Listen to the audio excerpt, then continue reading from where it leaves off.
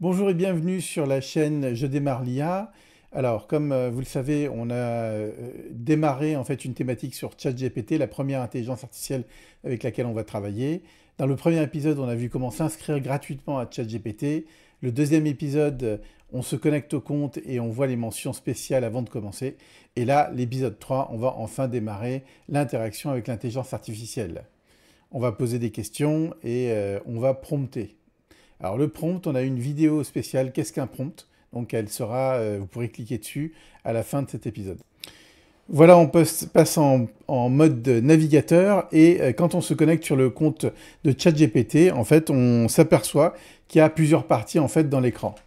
On a une première barre verticale qui se trouve ici, dans laquelle on a nos demandes ainsi que des informations. Ici, par exemple, ce bouton, on peut demander une nouvelle question.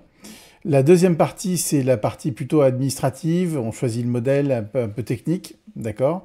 Et la partie où on va poser des questions qui se trouve ici.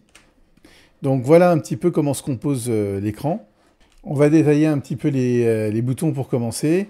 Alors, en ce qui concerne la première partie, on a le premier bouton en fait qui nous permet de démarrer ce qu'on appelle un nouveau chat. En fait, c'est une série de questions qu'on va aborder sur le même sujet.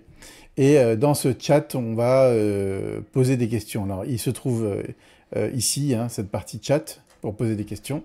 Et le fait de cliquer sur nouveau chat, ben, ça nous permet de passer en fait à une autre série de questions sur le même sujet. Quand je regarde en fait ma liste qu'il y a ici, je vois qu'il y a eu plusieurs questions qui ont été posées. Par exemple, hier, on avait des questions, en fait, des interactions sur une affiche d'anniversaire. Là, on avait une autre interaction qui était sur expliquer le modèle IA ChatGPT, réponse de vie visuelle, correction des textes en français. Donc tout ça, chaque point qu'il y a ici, en fait, c'est une question suivie d'un échange sur cette question. Parce que quand on pose une question à Google, on a une liste de réponses. L'intelligence artificielle, en fait, c'est assez différent.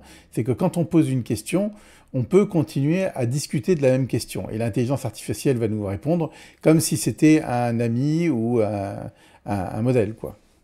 Donc, hier, on a posé 2 questions. Les 7 jours précédents, on a posé 2 questions. Et quand je clique, par exemple, sur l'affiche anniversaire, on voit bien qu'en fait, en déroulant, on a plusieurs échanges. Donc ici, en gris, c'est mes prompts à moi, mes questions. Et en dessous, on a la réponse en blanc. Là, j'ai reposé une question.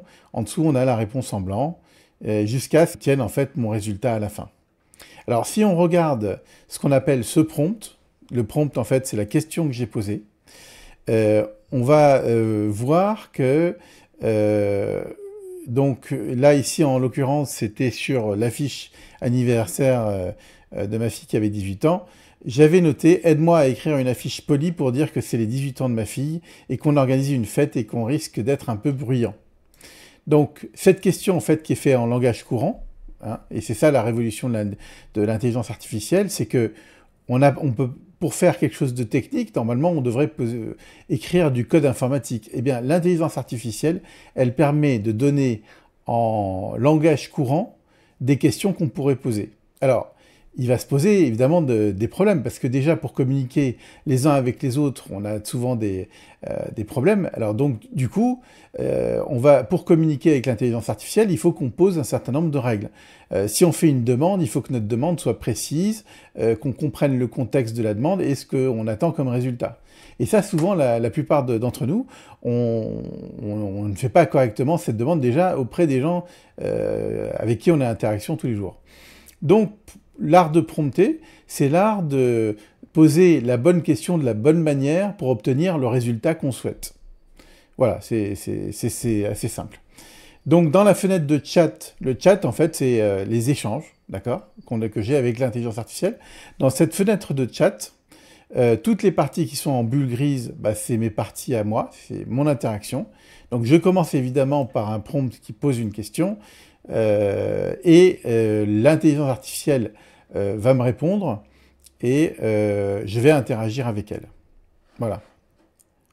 Alors, on va voir à quoi ressemble cette fenêtre de chat. Alors, j'ai ici mes conversations. Voilà, là je change, vous voyez, j'ai changé de conversation. Là, je travaille avec des débutants et des grands débutants. Je dois expliquer, expliquer la notion de modèle sur le chat GPT. Peux-tu m'aider? Alors, si je veux revenir à une nouvelle question, une nouvelle série de questions que je veux faire, je vais cliquer ici sur le petit carré avec le petit crayon. Il y a marqué nouveau chat. Donc, je démarre une nouvelle session de chat. Et vous voyez, il n'y a plus rien dedans. Il va nous dire comment puis-je vous aider. Et nous, on voit ici qu'on a un certain nombre d'outils. Parce qu'on a des boutons, voilà, en dessous. Et si je clique sur plus, on a d'autres boutons qui s'affichent.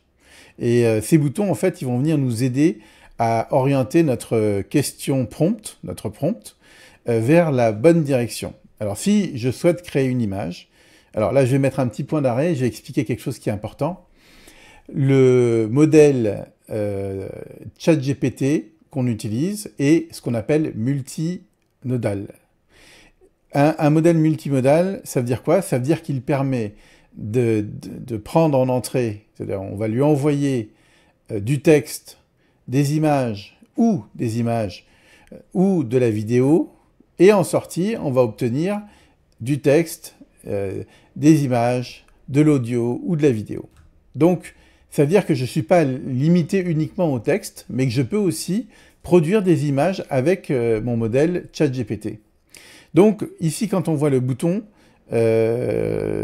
qui est là, créer une image, ça permet en fait, à partir d'un texte, de générer une image.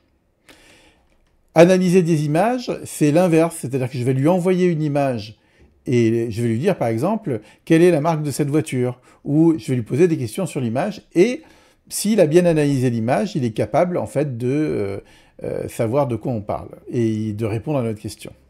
Ensuite, j'ai le bouton encoder, ça concerne les développeurs informatiques, c'est pour générer du code. On peut faire des résumés de texte, ça veut dire quoi? Ça veut dire qu'ici, dans ma fenêtre de contexte, de chat, je vais copier un texte et je vais cliquer sur résume le texte et il va me faire directement un résumé de texte. Analyse des données, bah, c'est pour la même chose. Par exemple, on va lui donner un fichier Excel avec les résultats d'un produit, de l'évolution de la vente d'un produit. Et lui, il va pouvoir analyser les données à partir juste du fichier Excel qu'on lui donne. M'aider à écrire, bah, ça c'est le style, on veut un style, etc. Donc, on veut une aide à l'écriture, en fait. Et bon, ChatGPT va nous aider. Élaborer un plan et proposer, ben ça on verra un petit peu plus tard, c'est pas très important pour les boutons qu'on a. Moi, ce que je vous conseille déjà, avant de commencer, c'est déjà de tester le texte. Alors, on a une autre barre d'outils qui est ici, quand on clique dessus, c'est un menu déroulant et on retrouve un petit peu les mêmes choses, mais en plus, on va avoir ici la recherche sur le web. Alors, la recherche sur le web, il y en a deux types, il y a la recherche sur le web et il y a lancer une recherche approfondie. Alors attention, avec un compte gratuit, des recherches approfondies, on en a 5. Et donc c'est limité, comme toutes les possibilités dans le compte, elles sont limitées. Évidemment, c'est un compte gratuit. Bon. Donc ça nous laisse juste la possibilité d'avoir l'eau à la bouche, et puis après, évidemment, on voudra passer à un compte payant, a priori, si tout se passe bien. Mais déjà, il y a quand même pas mal de choses qu'on peut faire avec un compte gratuit. Alors, ici, créer une image, c'était pareil. La recherche web, c'est important parce que, par exemple, ça va nous éviter d'avoir à aller rechercher sur Google et il va synthétiser, en fait, je vais lui dire, par exemple, quelles sont les montres qui vont à 100 mètres sous l'eau. Peux-tu me trouver des montres et m'expliquer un petit peu comment ça marche? Oui, bon, voilà. Et donc, il va faire la recherche web et il va aller faire uniquement la recherche web. C'est-à-dire qu'il ne va pas utiliser les données qu'il a collectées, il va aller faire la recherche Internet. Écrire et coder, on a déjà vu, c'est le bouton qu'on a encodé, et c'est pareil. Lancer les recherches approfondies, on en a parlé, et approfondir, c'est une autre méthode en fait pour poser des questions. Nous, on va rester tout simple, en fait, on va cliquer sur poser une question et je vais poser une question toute simple que j'aurais pu poser sur Google. Je vais lui demander, par exemple, qu'est-ce que le code du travail, par exemple. Ben, je peux lui demander n'importe quoi, hein, évidemment, mais bon. Donc, on verra, on va voir si on travaille sur Google, je prends la même question, d'accord, et je vais ouvrir un autre onglet dans lequel je vais cliquer ici et je vais poser la question. Et quand je clique en fait sur Google, quand je pose la question sur Google, il va me donner en fait un certain nombre de sites. Des fois, il me donne la définition, mais c'est à moi d'aller me débrouiller pour aller rechercher l'information. Quand je suis sur ChatGPT, si je lui pose une question, c'est comme si j'avais un spécialiste en face de moi qui me répond. Et lui, en fait, qu'est-ce qu'il va faire? Ben, il va me générer en fait du texte. Il va répondre directement à ma question. Donc vous voyez évidemment l'avantage d'utiliser ChatGPT plutôt que d'utiliser Google. Parce que là, je vais aller là-dedans. Peut-être que c'est un site qui est très compliqué. Le site d'Alloz, il est pour les spécialistes, les avocats. Et moi, si on me donne une définition du code du travail, je vais peut-être pas la comprendre. Et je connais pas les sites qui sont là. J'ai Wikipédia, mais des fois, c'est peut-être un peu compliqué. Donc quand je vais sur l'intelligence artificielle, qu'est-ce qui se passe? Ben, il répond directement à la question. J'ai pas besoin d'aller dans les sites, etc. Il me donne la réponse. Donc le code du travail est un ensemble de lois et de règlements qui régissent les relations entre employeurs et salariés en France. Il encadre les conditions de travail, blablabla. Principaux sujets du code du travail, protéger les salariés, encadrer les relations de travail, assurer l'équilibre. Et ici, il va nous donner des exemples de thèmes qu'on retrouve dedans. Donc c'est assez bien documenté. Quelles sont les sources du droit du travail? Il explique qu'il y a le code du travail, les conventions collectives, les accords d'entreprise, etc. Là, en fait, moi, je suis pas très bon en droit, hein, c'est pas ma spécialité, et je comprends pas en fait ce qu'il me dit. Si je pose la question qu'est-ce que le code du travail, bah, il y a la question qui pourrait se poser supplémentaire, c'est qui va lire la réponse? Parce que si je suis un adolescent, si je suis un enfant, ou si je suis un adulte, ou si je suis une personne âgée, peut-être qu'on ne va pas s'adresser à moi de la même manière. Il ne faudrait pas qu'il me donne la même réponse. Donc si je dis qu'est-ce que le code du travail, eh ben, en fait, on ne sait pas en fait, comment... lui, il prend une moyenne générique, il dit voilà, bon, bah, on va s'adresser à un adulte, d'accord? Peut-être, est-ce qu'il connaît le code du travail? Est-ce qu'il ne connaît pas le code du travail? Bon. Je vais proposer en fait une reformulation qui est en fait, je vais mettre en fait un contexte, qu'on appelle un contexte. Donc, tout à l'heure, on avait ce morceau de phrase, et là, on a ajouté un contexte. Je suis un ouvrier dans une scierie, et je voudrais savoir simplement, voilà, qu'est-ce que le code du travail? J'envoie mon prompt, et on va voir qu'est-ce qu'il va nous répondre. Déjà, la manière dont il nous répond tout à l'heure, il avait dit le code du travail, il a commencé par une définition directement. Et là, il s'adresse à moi différemment. Le code du travail, c'est quoi? C'est un livre de règles qui organise le travail entre patrons et les ouvriers ou salariés. On sent bien que là, on s'adresse à une majorité de gens qui n'a pas envie de savoir, qui n'a pas envie de faire de droit, et c'est donc beaucoup plus simple que la première définition qu'on a obtenue. Donc le contexte a changé complètement la réponse de ChatGPT. Et ce contexte-là, il est très puissant, parce que moi, si je vais poser des questions, mais comment je vais pouvoir comprendre la réponse qu'il va me donner? Et bien justement, en lui donnant un contexte, il va plus facilement pouvoir me répondre, et de manière très différente. Parce que là, on voit vraiment que c'est très différent. C'est un livre de règles qui organise le travail entre les patrons et les ouvriers ou salariés. Il sert à protéger les travailleurs et fixer les droits et les devoirs de chacun dans l'entreprise. Ça, c'est beaucoup plus compréhensible que ce qu'on a vu tout à l'heure. Ce que le code du travail fait pour toi, et là, on est sur des choses très simples. Il dit combien d'heures tu peux travailler par jour et par semaine. Donc là, on est vraiment dans quelque chose d'opérationnel. Donc on peut comprendre vraiment ça. Il fixe le salaire minimum, alors que là, on avait des thèmes, en fait, qui s'adressent plutôt à des gens qui ont déjà un niveau dans ce domaine-là. Donc, si tu retiens bien la chose, c'est que je peux poser une question, mais le contexte, il m'aide à s'adapter à ce que moi je sais. Donc il est là pour ça. Et si je dis je veux que tu m'expliques simplement je suis un ouvrier dans une scierie, bah, ChatGPT du coup il a beaucoup plus de contexte parce que lui il peut s'exprimer de manière très différente. D'accord? Donc à retenir est très très important, et ça, beaucoup de gens font cette erreur-là. Si je pose une question sans contexte, eh ben, ma réponse, elle sera peut-être incompréhensible pour moi parce que justement, j'ai pas mis le contexte. C'est pas que ChatGPT ne sait pas faire, c'est que ChatGPT, si on lui dit pas ce qu'il faut qu'il fasse, si on ne fait pas un prompt correct, alors il donnera une réponse qui n'est pas une réponse correcte. Donc on a vu la question, le contexte qu'on met avant la question, et le troisième point qui est important, c'est qu'est-ce que j'attends comme résultat? Parce que là, en fait, en réalité, il m'a mis un résultat d'une certaine manière, mais peut-être qu'il m'a mis une liste avec une petite définition, une liste, mais moi, peut-être que je voulais un tableau. Donc, il faut que je lui dise, si c'est important pour moi, comment j'attends le résultat? Est-ce que je veux un fichier PDF? Est-ce que je veux une réponse à l'écran? Qu'est-ce que je veux en faire, en fait? Voilà. Donc, ce qui est important maintenant, on va reprendre notre prompt. Je suis un ouvrier dans une scierie et je voudrais savoir simplement qu'est-ce que le code du travail. Donc, je vais recopier. Alors, vous voyez, c'est pratique si on noircit ici le texte, ou on peut directement cliquer sur copier ici. Je vais le copier ici, et je vais mettre en plus, je vais rajouter une troisième partie en disant « Tu me donneras » alors c'est pas interdit d'écrire correctement en français, « Tu me donneras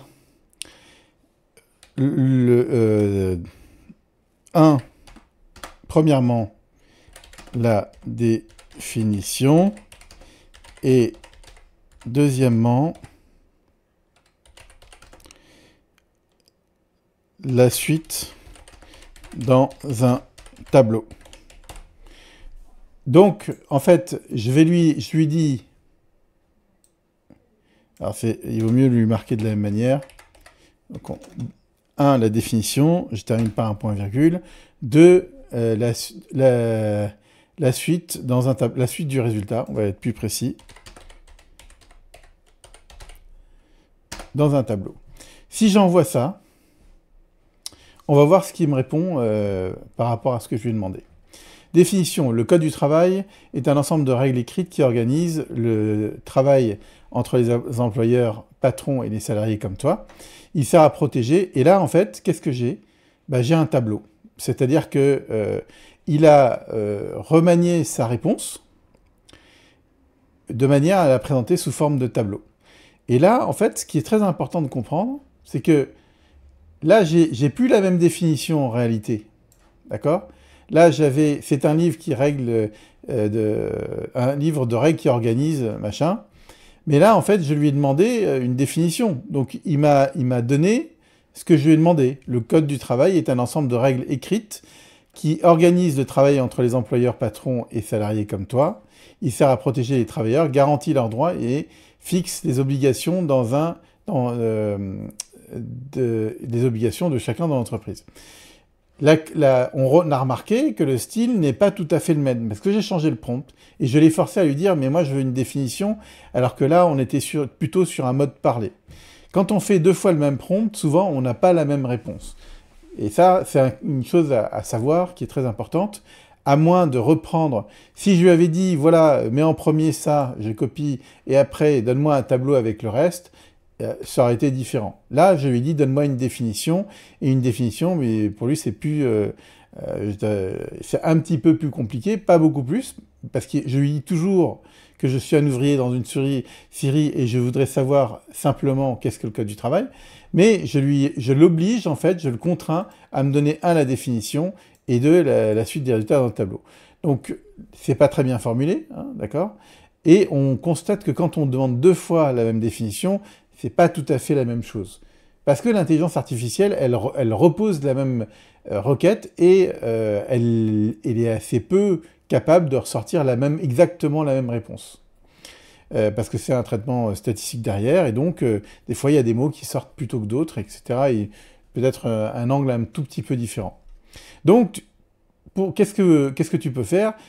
Tu peux par exemple poser la question et lui dire « mais cette définition est un petit peu compliquée, simplifie-la moi ». Et là, tu peux recommencer, ce qu'on appelle itérer, recommencer, jusqu'à ce que tu aies la bonne la définition en fait qui te convient en fait, hein, voilà. Donc, premièrement, je pose le contexte. Deuxièmement, je pose la question. Troisièmement, je lui dis quel résultat je veux. Quel est le résultat attendu. Donc, on n'est pas obligé de faire à chaque fois ça parce que des fois, on a des questions qui ne nécessitent pas ça. Les questions simples, on va en voir une, ça ne nécessite pas tout ce travail-là. Mais ça permet toujours de structurer la question qu'on va lui donner et qu'il comprenne bien ce qu'on veut. On a bien vu qu'entre les 3 réponses qu'il m'a données, elles sont quand même assez différentes en fonction de ce que moi je lui ai dit.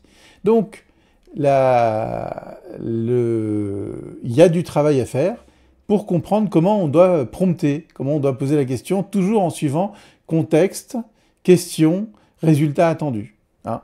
Alors, vous allez voir sur Internet tout un tas d'autres méthodes, etc. Mais celle-là me paraît quand même assez simple.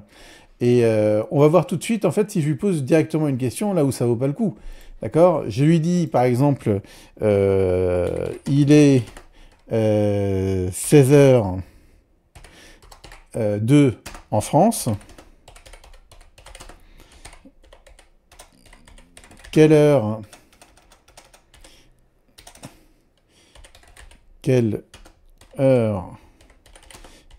est-il au Japon? Là, j'ai pas besoin de tellement de contexte, la question est claire, donc on n'a pas besoin de... souvent, selon les questions que vous avez à poser, donc qu'est-ce qu'il me dit? Il me dit le Japon est généralement en avance de 7 heures sur la France lorsqu'on est à l'heure d'été, donc il me donne une explication sur ce qu'il a fait fin mars à fin octobre, donc il est 16h02 en France et il est 23h02 au Japon. Et ce qui est intéressant, c'est qu'il donne toujours une question pour aller chercher un petit peu plus loin. Là, en fait, j'ai pas besoin de ma question, de mon contexte question résultat attendu, parce qu'on est sur une question assez évidente. Si je lui dis, je prends un nouveau prompt et que je lui dis parle-moi qui est Mozart, par exemple. Alors ça c'est une question que à laquelle j'aurais pu apporter un contexte. Mais si je lui dis qui est Mozart, parce que simplement je vais avoir des informations sur Mozart, bon, là on va être un peu dans le Wikipédia. Hein. Bon, maintenant ça va être beaucoup plus clair et moins dense que Wikipédia. Mais j'aurais pu lui dire, dis-moi simplement qui est Mozart. Explique-moi simplement qui est Mozart. Et si moi je cherche en fait, là il m'a fait quelque chose d'assez court, mais on pourrait lui dire, donne-moi 2 pages sur le sujet. On peut lui donner d'autres paramètres que simplement en fait ça. Et dans le contexte, on peut lui dire, ou dans le résultat attendu, je peux lui dire, par exemple, j'ai un contexte, j'ai un devoir, un exposé à faire si je suis étudiant sur Mozart. J'ai besoin d'avoir oui, parce que je pourrais tricher aussi, mais bon, on va pas tricher. J'ai besoin d'avoir de la documentation sur Mozart. Est-ce que tu peux me donner des informations, des ressources sur Mozart? Et bien là, on peut utiliser la recherche et il va me donner ça. Peux-tu compiler ces ressources, etc., etc. Voilà, on a vu un petit peu la manière de prompter. Donc, soit je vais lui poser une question directe, qui est Mozart, et soit je vais utiliser une structure de prompt un peu plus efficace, où j'ai besoin de plus de contexte, j'ai besoin de résultats plus attendus, etc. Voilà, on a vu le tour sur le premier prompt. J'espère que cette vidéo vous a plu, que vous avez bien compris ce concept de prompt. Et on avancera la prochaine fois sur un nouvel épisode. Ça sera l'épisode 4, je crois. Et on va creuser un petit peu cette affaire de prompt. On va voir qu'est-ce qu'on peut faire avec. Voilà, l'aventure est très intéressante et longue. Je vous remercie. Si ça vous a plu, abonnez-vous, comme ça vous aurez toute la série. Et si vous n'avez pas vu les autres épisodes, épisode 0, inscription. Épisode 2, connexion et lecture des informations que nous donne ChatGPT. Et cet épisode 3 avec le prompt. Bonne journée, à bientôt. Si vous voulez voir plus de contenu ultra simple sur l'IA, cliquez sur s'abonner et vous pouvez mettre un petit commentaire pour nous dire ce que vous pensez de la chaîne, ça nous aide à nous améliorer.